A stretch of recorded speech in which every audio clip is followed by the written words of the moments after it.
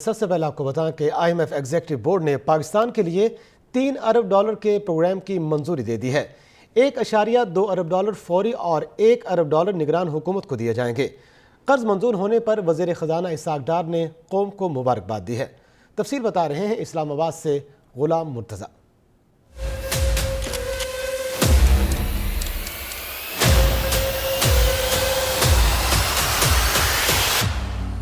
IMF executive board کا اہم اجلاس، پاکستان کے لیے $3 ارب کے اسٹینڈ بائی ایگریمنٹ پر منظوری کی مہر لگا دی۔ اعلامیے کے مطابق $1 ارب 20 کروڑ کی قسط فوری طور پر جاری کی جائے گی۔ وزیر خزانہ اسحاق ڈار کا کہنا ہے IMF نے $3 ارب کا پروگرام منظور کر لیا ہے۔ اسٹیٹ بینک زر مبادلہ ذخائر کے حوالے سے جمعے کو باضابطہ اعلان کرے گا۔ اس سے پہلے اسلام آباد میں نیوز کانفرنس کرتے ہوئے وزیر خزانہ کا کہنا تھا متحدہ عرب امارات نے $1 ارب اسٹیٹ بینک کے اکاؤنٹ میں منتقل کر دیے ہیں۔ اسٹیٹ بینک کے ذخائر میں مجموعی طور پر $3 ارب کا اضافہ ہوا ہے۔ ابھی تھوڑی دیر پہلے ہمیں کنفرم ہوا ہے کہ ہمارے برادر ملک عرب امارات نے $1 ارب اسٹیٹ بینک کے اکاؤنٹ میں جمع کروایا ہے۔ وزیر خزانہ اسحاق ڈار کا کہنا ہے وزیر اعظم، آرمی چیف اور پاکستان کے عوام متحدہ عرب امارات کی قیادت کے مشکور ہیں۔ جولائی کے آخر تک زر مبادلہ کے ذخائر $14 ارب تک پہنچائیں گے۔ سعودی عرب کے بعد متحدہ عرب امارات کی طرف سے پاکستان کو $1 ارب فراہم کر دیے گئے ہیں۔ وزیر اعظم شہباز شریف کا اپنے ٹویٹ میں UAE کے صدر سے اظہار تشکر، لکھا UAE نے ہر مشکل وقت میں پاکستان کا ساتھ دیا۔ متحدہ عرب امارات کی اس مہربانی کو معیشت کے استحکام کے لیے اہم سمجھتے ہیں۔ UAE کے اس اقدام کو دل کی گہرائیوں سے تسلیم کرتے ہیں۔ ادھر اقوام متحدہ میں انسانی حقوق کی خلاف ورزیوں سے متعلق اسرائیلی بیان کو لے کر حکومتی اتحادیوں نے چیئرمین PTI کو نشانے پر لے لیا ہے۔ وزیر اعظم شہباز شریف نے کہا کہ 9 مئی جیسا واقعہ اگر اسرائیل میں ہوتا تو وہ کیا کرتا۔ شرجیل میمن بولے، اسرائیل کا بیان سامنے آنے کے بعد 9 مئی واقعات کے تانے بانے چیئرمین PTI سے مل رہے ہیں۔ تفصیلات اس رپورٹ۔ اسرائیل کی اقوام متحدہ کی انسانی حقوق کونسل میں پاکستان سے متعلق تنقید نے نئی بحث چھیڑ دی، جس پر رد عمل دیتے ہوئے حکومتی اتحاد نے چیئرمین PTI کو نشانے پر لے لیا۔ اسلام آباد میں تقریب سے خطاب کرتے ہوئے وزیر اعظم شہباز شریف نے کہا 9 مئی جیسا واقعہ اگر اسرائیل میں ہوتا تو وہ کیا کرتا۔ 9 مئی کو جو کچھ ہو گیا وہ تو شاید کسی نے کبھی سوچا بھی نہیں تھا کہ دشمن بھی کبھی اس طرح کی حرکت کر سکتا ہے۔ اسرائیل کا جو بیان آپ نے جو پڑھا بھی ہے اور سنا بھی ہے، فلسطین میں جو مسلمانوں کا جو 75 سال سے جو خون بہ رہا ہے وہ کس کے ہاتھ پر وہ لہو۔ وزیر مملکت برائے پیٹرولیم مصدق ملک نے پریس کانفرنس میں کہا اسرائیل ان کا دفاع کر رہا ہے جنہوں نے اس ملک میں غدر مچانے کی کوشش کی۔ وقت کیا ہے 9 مئی کے بعد کا؟ وجہ کیا ہے کہ وہ لوگ جنہوں نے ہمارے شہیدوں کے مجسمے اٹھائے، ان شہیدوں کے جنہوں نے چھاتیوں پہ گولیاں کھائیں، اور یہاں پہ ہمارے کچھ لوگوں نے ہماری آنکھوں کے سامنے سیاسی مقاصد کے حصول کے لیے ان کے مجسمے اٹھائے، انہیں ٹھوکریں ماری، اٹھا کے نیچے پھینکا اور تصویریں بنائی۔ وزیر اعظم کے معاون خصوصی عطا اللہ تارڑ کا کہنا تھا کہ شہداء کی بے حرمتی کرنے والوں کی اسرائیل حمایت کر رہا ہے۔ آپ فوج پہ حملہ کرتے ہیں، کور کمانڈر ہاؤس پہ حملہ کرتے ہیں، شہداء کی یادگاروں کی بے حرمتی کرتے ہیں، اور اس کے بعد اسرائیل کہے کہ کوئی پتھر سے نہ مارے میرے دیوانے کو۔ تو مجھے آج حکیم سعید مرحوم کی بات یاد آ گئی۔ وہ یہ فرما گئے تھے کہ پاکستان میں ایک حکمران آئے گا، ایک سیاسی پارٹی آئے گی جس کو اسرائیل کی حمایت حاصل ہوگی۔ سندھ کے وزیر اطلاعات شرجیل انعام میمن نے کہا اسرائیلی حکومت کا بیان سامنے آنے سے تانے بانے چیئرمین PTI سے مل رہے ہیں۔ اسرائیل کا وہ ایجنٹ، اسرائیل کا وہ ٹاؤٹ، اسرائیل کا وہ پیادہ جس پہ انہوں نے برسا برس انویسٹمنٹ کی، اب وہ پھنسنے جا رہا ہے پاکستان میں، قانون کے شکنجے میں آنے جا رہا ہے وہ۔ اب اس کی تمام چیزیں کھل چکی ہیں، اس کی تمام بدماشیاں سامنے آ چکی ہیں، اب وہ پھنسنے جا رہا ہے۔ حکومتی رہنماؤں کا مزید کہنا تھا کہ نہتے فلسطینیوں پر جارحیت کرنے والا اسرائیل کس منہ سے انسانی حقوق کی بات کر رہا ہے۔ پاکستان سے متعلق اسرائیلی بیان اندرونی معاملات میں مداخلت ہے، قوم اس کی مذمت کرتی ہے۔ وزیر اعظم شہباز شریف نے عام انتخابات سے متعلق تمام شکوک و شبہات دور کر دیے ہیں۔ کہتے ہیں اتحادی حکومت 14 اگست کو ختم ہو جائے گی، الیکشن کمیشن انتخابات کی تاریخ دے گا۔ آرمی چیف کی کاوشوں سے $2 ارب ملے ہیں، فارما انڈسٹری کے مسائل کا حل جلد نکالیں گے۔ یہ رپورٹ دیکھیے۔ आपको यकीन दिलाता हूँ हमारी हुकूमत की मदद 14 अगस्त को खत्म हो जाएगी। उसके बाद जब भी इलेक्शन अक्टूबर में, नवंबर में जब भी होते हैं, इलेक्शन कमीशन ने उसका ऐलान करना है।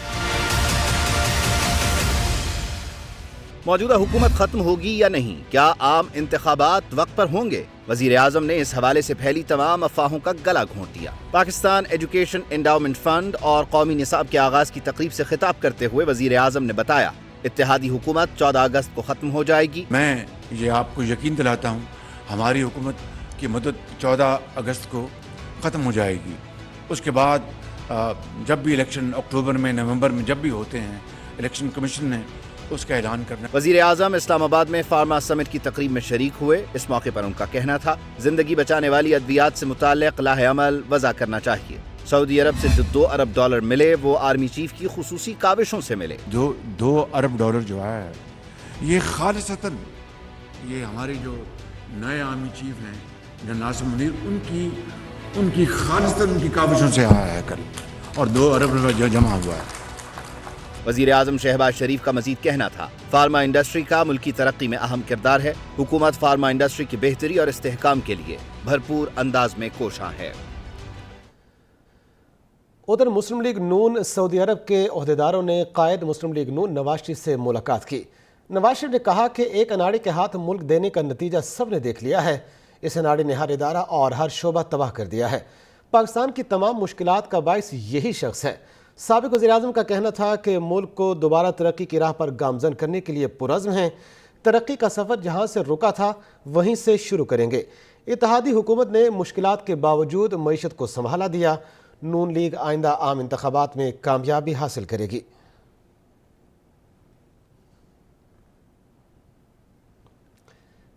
तहरीक इंसाफ मुल्क को डिफ़ॉल्ट के धाने पर छोड़ कर गई। माजी में इदारों को ज़ाती सियासत के लिए इस्तेमाल किया जाता रहा।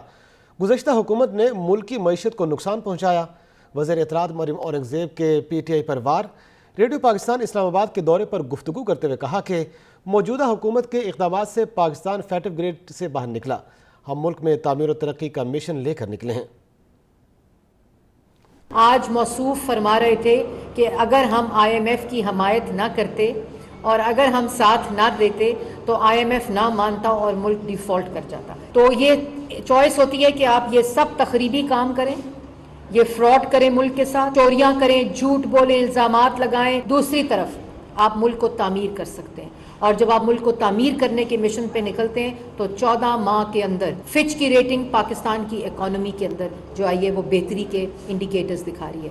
IMF प्रोग्राम जो सस्पेंडेड था, वायलेटेड था, खिलाफ वर्जी हुई भी थी, मुल्क को डिफ़ॉल्ट के दहाने पर छोड़ कर गए थे और रोज़ कहते थे मुल्क श्रीलंका बनेगा। अल्लाह ताला के फजलो करम से उसको डिफ़ॉल्ट से निकाल कर मईशत को इस्तेहकाम दिया है। इंतखाबी इस्लाहात पर पार्लिमानी कमेटी के पहले इजलास में 73 इंतखाबी तजावीज़ पेश की गई हैं। सियासी जमात पर पाबंदी का इख्तियार सुप्रीम कोर्ट के बजाय पार्लियामेंट को देने की तजवीज़ भी दी गई। मज़ीद तफसीलात शबीहा नकवी की इस रिपोर्ट में। इंतखाबी इस्लाहात पर पार्लिमानी कमेटी के पहले इजलास में सियासी जमात पर पाबंदी का इख्तियार सुप्रीम कोर्ट की बजाय पार्लियामेंट को देने की तजवीज़ भी दी गई है, ताकि पार्लियामेंट जायजा ले कि सियासी जमात पर पाबंदी लगनी चाहिए या नहीं। पार्लियामेंट पाबंदी लगाने पर मुत्तफिक हो तो ये मामला सुप्रीम कोर्ट को भिजवाया जाए। मजीद दी जाने वाली तजावीज़ में कहा गया कि प्रिजाइडिंग ऑफिसर को नतीजा मुरतब करने के लिए मखसूस वक्त देने की नताइज मुरतब करने में ताखीर पर प्रिजाइडिंग ऑफिसर से जवाब तलबी की जाए। प्रिजाइडिंग ऑफिसर इंतखाबी नताइज की ताखीर पर ठोस वजह बताने का पाबंद होगा। प्रिजाइडिंग ऑफिसर दस्तखतशुदा नतीजे की तस्वीर रिटर्निंग ऑफिसर को भिजवाएगा। प्रिजाइडिंग ऑफिसर को तेज तरीन इंटरनेट और स्मार्टफोन देने की भी तजवीज़। पोलिंग एजेंट्स को भी कैमरे वाला फोन साथ ले जाने की इजाजत देने की तजवीज़। पोलिंग स्टेशन के हर बूथ पर CCTV कैमरे लगाने की भी तजवीज़ दी गई।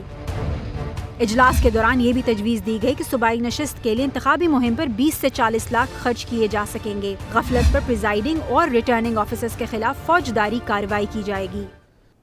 बेहिसी की बात है, लाहौर में रेस्क्यू 1122 और फायर ब्रिगेड की बाहमी चपकलिश इंसानी जानों के ज़िया का सबब बन गई। अंदरून भाटी में 10 मासूम अफराद मदद को पुकारते पुकारते लुक़्मे अजल बन गए। तफसीलात शिराज निसार की इस रिपोर्ट में।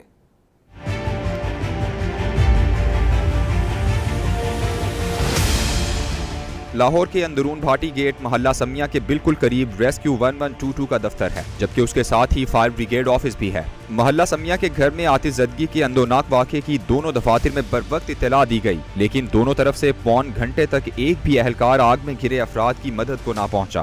فون سر عرصہ دراز سے بند پڑے ہیں ہمارے، گاڑی بھی ہماری 1.5-2 سال سے نا اسمبلی ہال میں ڈیوٹی کر رہی ہے، اسٹینڈ بائی ادھر ہے۔ پانی والا تالاب پر فائر بریگیڈ کے دفتر میں 1.5 سال سے فون ہے، نہ آگ بجھانے والی گاڑی۔ فائر بریگیڈ عملے کا کہنا ہے کہ ریسکیو 1122 کو مکمل الگ کر کے فائر بریگیڈ ملازمین کو ختم کرنے کا منصوبہ بنایا جا رہا ہے۔ اہل علاقہ اور لواحقین نے الزام لگایا کہ ریسکیورز تب موقع پر پہنچے جب 10 افراد جاں بحق ہو چکے تھے۔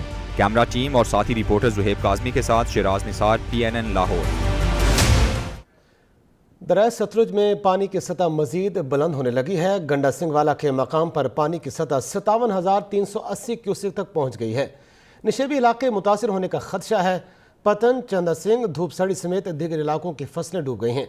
ریسکیو ٹیموں نے 2000 سے زائد افراد کو محفوظ مقامات پر منتقل کر دیا ہے۔ تفصیلات بتا رہے ہیں شبیر حیدر۔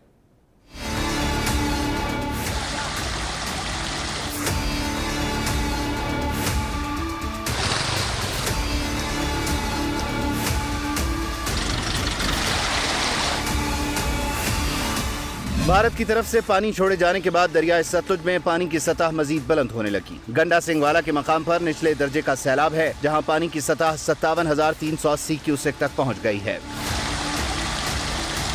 سیلابی صورتحال سے نشیبی علاقے متاثر ہونے کا خدشہ ہے۔ دریا میں طغیانی سے پتن، چندا سنگھ، دھوپ سڑی سمیت دیگر علاقوں کی فصلیں ڈوب گئیں۔